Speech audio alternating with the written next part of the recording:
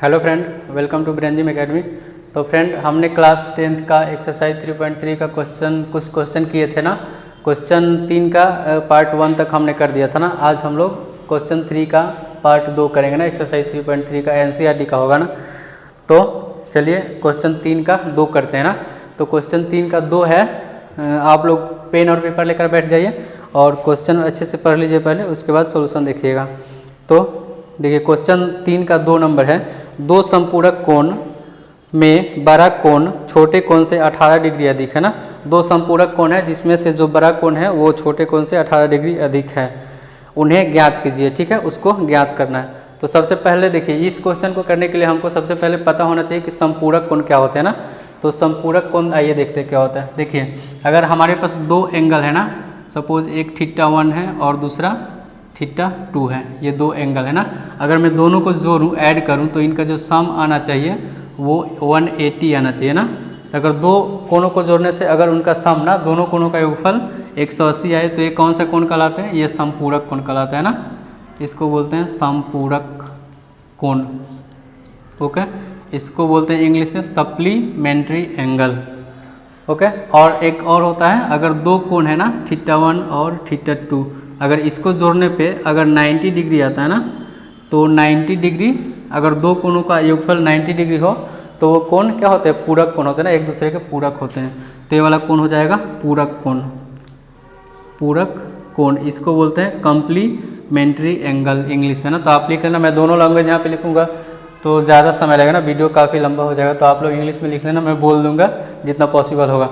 तो θ1 और θ2, अगर दो कोणों का योगफल 180 हो तो संपूरक कोण होता है, सप्लीमेंट्री एंगल बोलते हैं।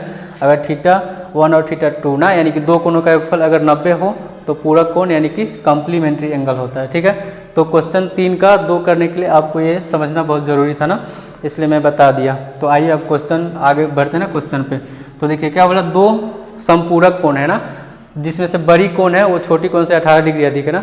सबसे पहले तो हम क्या करेंगे, माना कि बड़ी कोण जो है वो x है ना, तो बड़ी कोण को हम क्या कर लेंगे, x मान लेंगे ना। लिखेंगे माना कि बड़ी कोण बराबर x डिग्री है तथा छोटी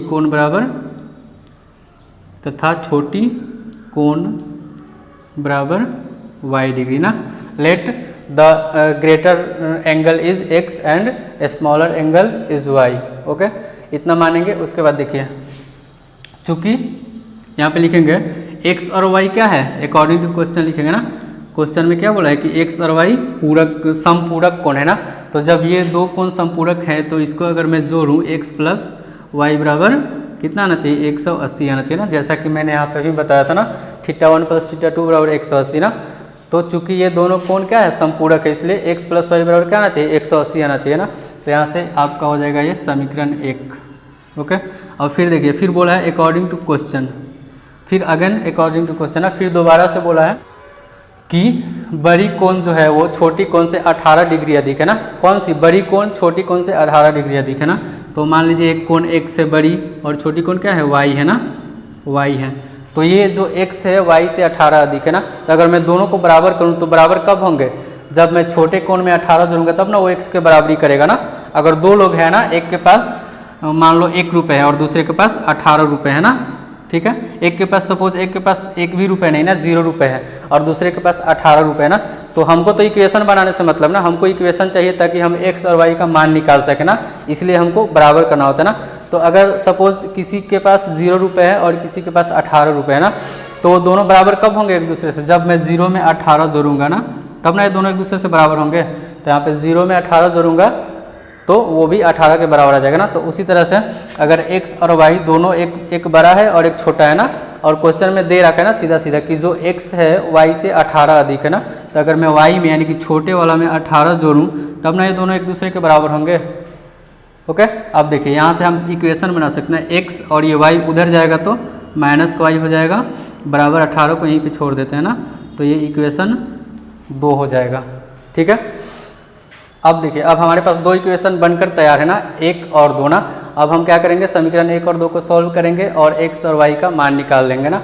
तो देखिए यहाँ पे x और x दोनों क्या है? पॉजिटिव है। यहाँ पे देखिए y पॉजिटिव है और x क्या है? निगेटिव है ना। तो सिंपल अगर मैं इक्वेशन 1 और 2 को ऐड कर दूँ ना, जोड़ दूँ, तो हमारा काम हो जाएगा ना। तो यहाँ से देखिए फ्रॉम लिखेंगे फ्रॉम इक्वेशन 1 + 2 ना, यानी कि समीकरण 1 और 2 से ना। आप ऐसे भी लिख सकते हो समीकरण 1 और 2 को जोड़ने पर ना, तो दोनों को जोड़ देते हैं ना। क्या है x + y = 18। ओके, अब x - y बराबर 180, x - y = 18 ऐसे हैं। अब इनको जोड़ेंगे ना तो x और x क्या हो जाएगा 2x हो जाएगा, और ये प्लस का y माइनस का y कैंसिल आउट हो जाएगा ना। बराबर क्या बचा 180 में 18 जोड़ देंगे तो कितना आएगा 180 और 18 198 आ जाएंगे ना, 198। अब देखिए यहाँ से 2x के साथ मल्टीप्लाई में ना, तो बराबर के अगर मैं इधर करूँ तो ये डिवाइड में हो जाएगा ना। तो x बराबर 198/2, इसको कैंसिल आउट करेंगे कितना आएगा 9 और 99 आएगा ना। तो x बराबर आ गया आपका 99 डिग्री। तो यहाँ से हमने x का मान निकाल लिया। ओके, अब आप यहाँ से x का मान समीकरण 1 में रख दो या 2 में रख दो, y का मान भी आ जाएगा ना। फिर आगे लिखेंगे फ्रॉम इक्वेशन 2 से, दो हाँ ठीक है, फ्रॉम इक्वेशन 2 से ना। अब इक्वेशन 2 क्या है देखिए, इक्वेशन 2 यहाँ पे दिख रहा है ना, हाँ इक्वेशन 2 है x - y = 18 ना। तो यहाँ से हम करेंगे x - y = 18। अब x - y = 18, तो x का मान तो ऑलरेडी हमने क्या निकाला है 99 ना। तो यहाँ से आ जाएगा 99 - y = 18। ओके, अब देखिए 99 को बराबर के इधर लेकर आऊँगा, तो इधर पॉजिटिव है तो इधर आएगा तो निगेटिव हो जाएगा ना। तो यहाँ से माइनस का y = 18 - 99। अब यहाँ से -y बराबर, इसको सॉल्व करेंगे तो क्या आएगा यहाँ पे 1 और यहाँ पे 9 में से एक यानी कि 81 आ जाएगा ना।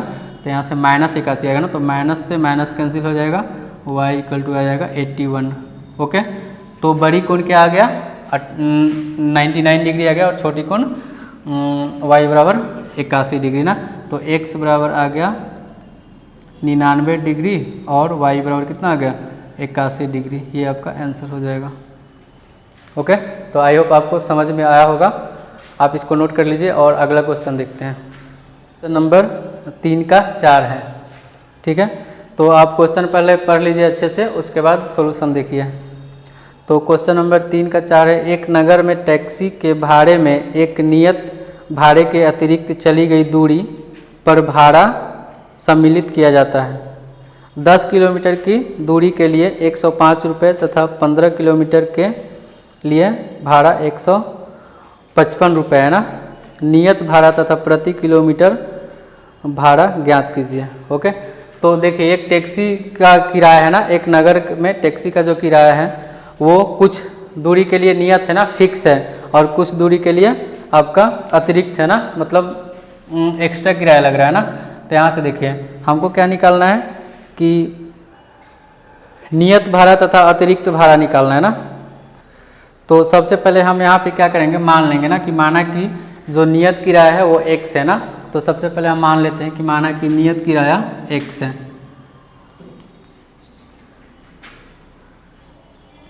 माना कि नियत किराया जो है वो x है, तो इसको x रुपीज़ मान लेंगे। ओके, और तथा अतिरिक्त किराया ना, उसके बाद अतिरिक्त किराया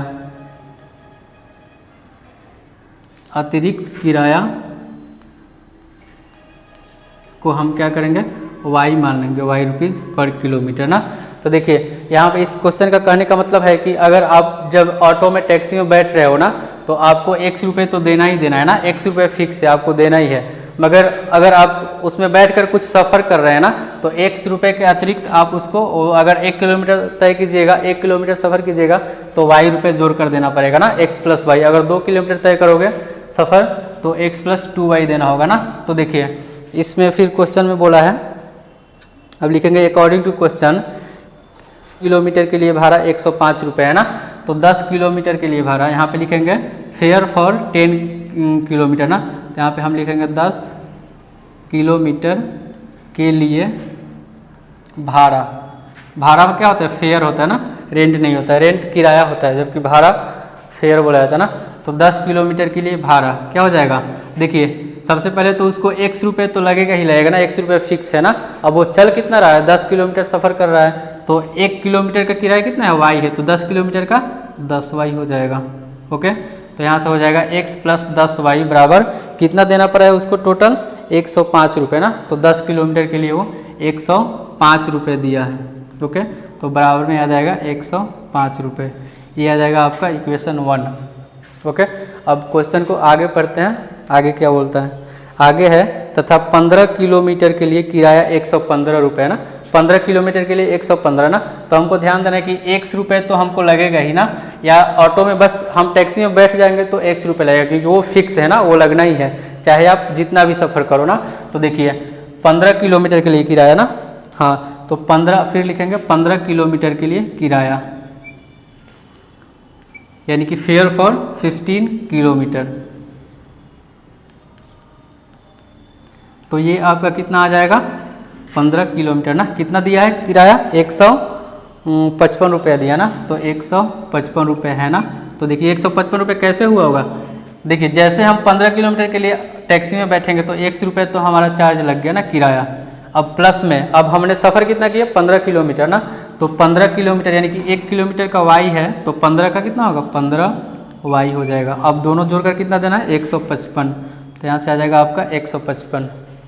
ओके, ये समीकरण 2 हो जाएगा।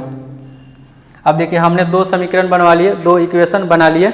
अब आप इसको समीकरण 1 को और समीकरण 2 को सॉल्व कीजिए, आपका x और y का मान आ जाएगा। तो चलिए इसको सॉल्व करते हैं ना। देखिए यहाँ पे सिंपली यहाँ पे दोनों पॉजिटिव ना, x भी पॉजिटिव है और y भी पॉजिटिव है ना, तो हमको माइनस करना पड़ेगा ना। तब लिखेंगे फ्रॉम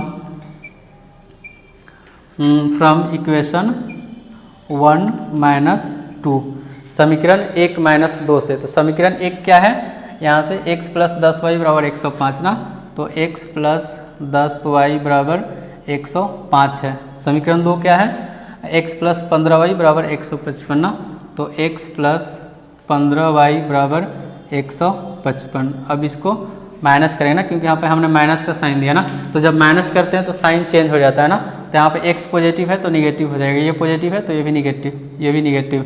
अब देखिए प्लस का x और माइनस का x कैंसिल आउट हो जाएगा।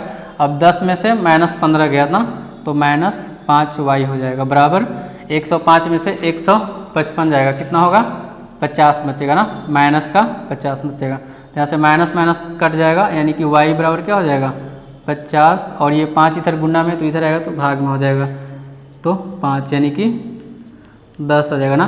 तो y बराबर जो आ गया अपना 10 रुपये आ गया ना। तो अपना जो अतिरिक्त किराया है वो 10 रुपये ना, 10 रुपये पर किलोमीटर के हिसाब से। अब x जो फिक्स किराया है वो निकालना है ना, तो अब जब मैं y निकाल दिया तो x भी निकाल सकता हूँ ना, किसी भी एक समीकरण में इसका वैल्यू रख करके ना। तो हम समीकरण 1 को यूज कर लेते हैं ना। तो अब फिर लिखेंगे फ्रॉम इक्वेशन 1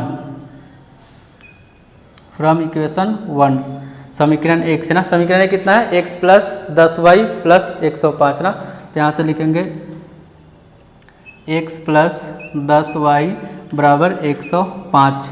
अब देखिए अब हमने यहाँ पे y का मान ऑलरेडी निकाल चुके हैं ना, कितना है, 10 रुपये ना। तो यहाँ से x प्लस 10 तो यहाँ पे रहेगा, और y का मान कितना लाया है, 10 निकल कर आया ना, तो यहाँ से 10 हो जाएगा बराबर 105। अब देखिए यहाँ पे x है, फिर यहाँ पे 10 दहा 100 हो जाएगा ना, तो 100 प्लस का है और बराबर के इधर आएगा तो माइनस का 100 हो जाएगा ना।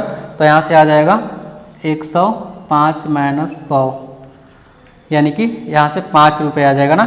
तो x का मान कितना आ गया, x का मान आ गया आपका 5 रुपये। ओके, तो अपना जो फिक्स किराया है, नियत किराया है वो x रुपये है, और अतिरिक्त किराया y रुपये ना। तो x का मान हमने निकाल दिया 5 रुपये, और पर किलोमीटर के हिसाब से y का मान आ गया 10 रुपये पर किलोमीटर। अब देखते हैं आगे कुछ क्वेश्चन में बोला है क्या। फिर आगे है, एक व्यक्ति को यदि 25 किलोमीटर यात्रा करने के लिए कितना भाड़ा देना पड़ेगा ना। अगर एक व्यक्ति है उसको 25 किलोमीटर का सफ़र करना है तो उसको कितना किराया देना पड़ेगा, ये पूछा है ना। तो उसको किराया कितना, सफ़र कितना करना है, 25 किलोमीटर ना। तो फिर लिखेंगे 25 किलोमीटर के लिए क्या किराया ना,